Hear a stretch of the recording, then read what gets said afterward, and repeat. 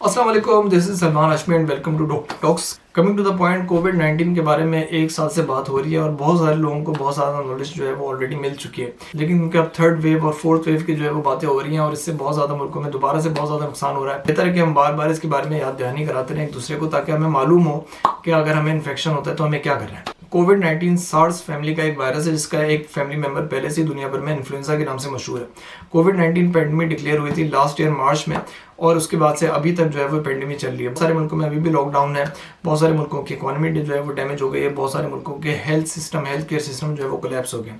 तो थोड़ी जो जनरल नॉलेज है कोविड-19 के बारे में वो हर इंसान को, हर इंडिविजुअल को मालूम होना चाहिए, ताकि हर इंसान जो है वो इंडिविजुअल बेसिस पे कंट्रीब्यूट कर सके इस पेंडेमिक के खिलाफ लड़ने में। तो अगर खुदा न खास्ता आपको या मुझको या किसी को भी जो है वो कोविड-19 इन्फेक्शन हो जाता है, तो जो इसके 3 मेन सिम्टम्स होते हैं उसको जहन में रखना जरूरी है, यानी बुखार, खांसी और सांस लेने में तकलीफ। ये 3 मेन सिम्टम्स। इसके अलावा जनरल सिम्टम्स बहुत ज़्यादा होते हैं, यानी जिस्म में दर्द होना, गले में दर्द होना, सर में दर्द होना, थकावट महसूस होना, कमजोरी महसूस होना, नींद ज़्यादा आना, भूख कम लगना। तो ये बहुत ज़्यादा जनरल सिम्टम्स होते हैं जो दूसरे वायरस इन्फेक्शन में भी पाए जाते हैं, लेकिन मेन 3 सिम्टम्स जो होते हैं उनको जहन में रखना जरूरी है, यानी बुखार, खांसी और सांस लेने में तकलीफ। वायरस के आपके जिस्म में दाखिल होने के 3 से 4 दिन के बाद ये सिम्टम्स, ये अलामात आना शुरू होती हैं और 7 से 8 दिन जो है वो ये अलामात आपके जिस्म में रहती हैं। और आप दूसरों को इन्फेक्ट सबसे ज़्यादा उस वक्त कर सकते हैं जब आपकी बॉडी के अंदर ये सिम्टम्स आने से 1-2 दिन पहले, या सिम्टम्स आने जब तक आपकी बॉडी के अंदर मौजूद रहते हैं। तो इसीलिए जो है वो कहा जाता है कि 10 दिन जो है वो क्वारंटाइन करें, आइसोलेशन करें,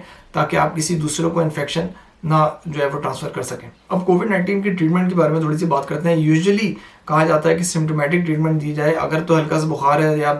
खांसी है तो इसके लिए जो है वो पैरासीटामोल दी जाए या खांसी का शरबत दिया जाए। और अगर आपको बहुत ज़्यादा इससे तकलीफ नहीं हो रही तो आप जो है वो घर में रहें, आइसोलेशन में रहें और सिम्टोमेटिक यानी अलामती इलाज जो है वो घर में ही कंटिन्यू करें।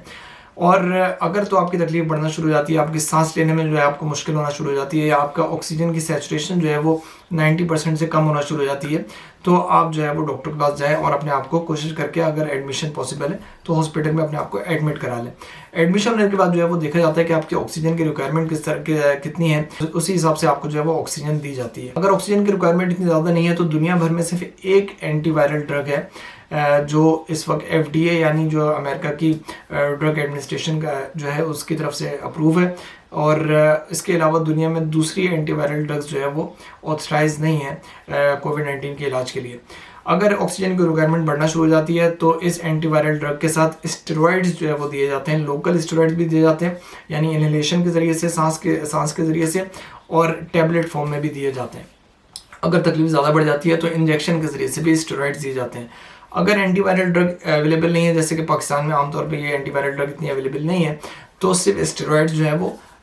उससे भी जो है वो काम चलाया जा सकता है। इसके अलावा दूसरी जो है वो कुछ ट्रीटमेंट्स हैं, जैसे कि मोनोक्लोनल एंटीबॉडीज़ जो है वो अमेरिका में दी जाती हैं, यूरोप के कुछ मुल्कों में दी जाती हैं। इसके अलावा जो है वो जिस्म में ख़तरा होता है कि खून के जमने का ख़तरा होता है, तो उसके लिए खून पतला करने वाले इंजेक्शन लगाए जाते हैं ताकि ब्लड क्लॉटिंग ना हो, और ब्लड क्लॉटिंग से जो है वो आमतौर पर बहुत जल्दी डेथ हो जाती है बगैर किसी वजह के सामने आए। तो ये खून पतला करने वाले इंजेक्शन जो है वो आमतौर पे यूरोप, अमेरिका में दिए जाते हैं। पाकिस्तान में भी जो है वो जो गाइडलाइंस मैंने पढ़ी थी उसमें भी जो है वो ये खून पतला करने वाले इंजेक्शन हॉस्पिटल में एडमिशन होने के बाद दिए जाते हैं, ये घर पे नहीं दिए जाते। उसके साथ साथ जो है वो ऑक्सीजन की जो है सप्लाई वो कंटिन्यू रखते हैं। अगर तो इन सब चीज़ों के बावजूद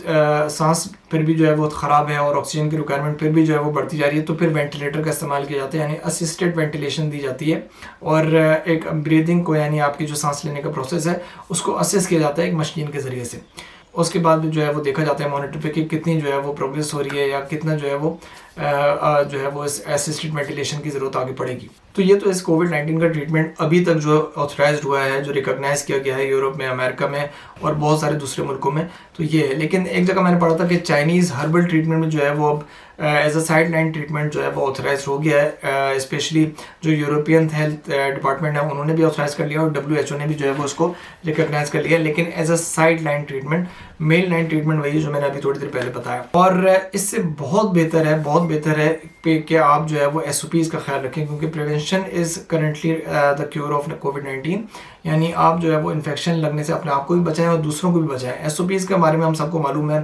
मास्क पहनना जो है वो ज़रूरी है, डिस्टेंस मेंटेन करना जो है वो ज़रूरी है, 1 मीटर का यानी 6 फीट का डिस्टेंस मेंटेन करना जो है वो ज़रूरी है, क्योंकि अगर आपके 6 फीट के अंदर जो है वो कोई दूसरा इंसान होगा तो आपके बोलने से, आपके बात करने से, आपके खांसने से, आपके छींकने से, यहाँ तक कि आपके गाना गाने से जो है वो ये वायरस उसके जिस्म में जो है वो दाखिल हो सकता है। या फिर आप किसी चीज़ को छूते हैं और आपको इन्फेक्शन है, आप किसी चीज़ को छूते हैं और दूसरा बंदा एक जिसको इन्फेक्शन नहीं है वो उस चीज़ को आके छू लेता है और फिर अपने नाक या मुँह चेहरे के पास जो है वो हाथ को लेके जाता है, तो उससे भी उसके अंदर वायरस ट्रांसफ़र हो सकता है। तो इसलिए ज़रूरी है कि बिला वजह घर से बाहर ना निकलें। अगर आपको हल्के से भी सिम्टम्स आ रहे हैं तो अपने आप को घर में रखें और मास्क का इस्तेमाल करें, डिस्टेंस को जो है वो मेंटेन रखें। और एक बात जो इसमें बहुत ज़्यादा इंपॉर्टेंट है वो ये कि ज़रूरी नहीं है कि आपको सिम्टम्स आए, ज़रूरी नहीं है कि आपकी तबीयत ख़राब हो, लेकिन आप जिसको इन्फेक्शन लगा रहे हैं अगर उसको रिस्क फैक्टर्स हैं या उसकी उम्र जो है वो 65 साल से ज़्यादा है या उसको जो है वो दिल की या उसको गुर्दों की या जिगर की या उसको डायबिटीज़ की बीमारी है, तो उसके लिए बहुत ज़्यादा जो है वो पेचीदगियाँ और कॉम्प्लिकेशंस पैदा हो सकती हैं, यहाँ तक कि उसकी जान भी जा सकती है।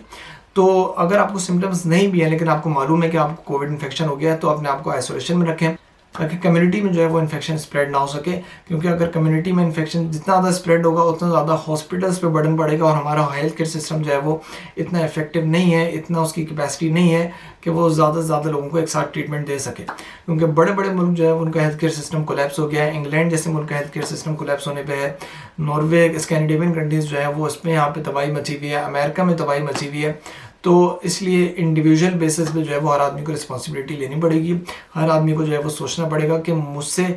कम्युनिटी को जो है वो नुकसान तो नहीं हो रहा, और अगर मुझसे जो है वो कम्युनिटी को नुकसान हो रहा है तो मुझे अपने आप को SOPs को फॉलो करने के लिए मजबूर करना पड़ेगा। लेकिन अगेन ज़बरदस्ती कोई नहीं है। और दूसरी बात जो हमारे कम्युनिटी में एक डेवलप हो रही है, जो मैं यहाँ नॉर्वे में भी देख चुका हूँ कि अगर कोई बंदा मास्क नहीं पहना हुआ है, डिस्टेंस मेंटेन नहीं कर रहा, तो उसके बारे में बड़ा नेगेटिव थॉट्स आना शुरू हो जाती हैं। इस नेगेटिव थॉट्स को अपने जहन में ना आने दीजिए, क्योंकि अगर ये नेगेटिव थॉट आ जाएंगी तो हमारी कम्युनिटी डिवाइड हो जाएगी, दो लोगों में, जो SOPs फॉलो नहीं करते, जो SOPs फॉलो करते हैं, और इनके दरमियान नफरतें शुरू हो जाएंगी, एक नया वायरस शुरू हो जाएगा। तो इस नेगेटिविटी को रोकें और मिल के आपस में हाथ से हाथ मिला के जो है वो इस पैंडमिक के ख़िलाफ़ खड़े हो जाएं। अगर ये वीडियो आपको समझ आई तो उसको आगे शेयर करें। सब्सक्राइब इस वीडियो में मैं नहीं बोलूँगा क्योंकि एक नेशनल पैंडमी है, इंटरनेशनल पैंडमी है, नेशनल क्राइसिस है, तो सिर्फ आगे शेयर कीजिए ताकि लोगों को फ़ायदा हो सके। अपना ख्याल रखिएगा। Stay blessed. अस्सलाम वालेकुम।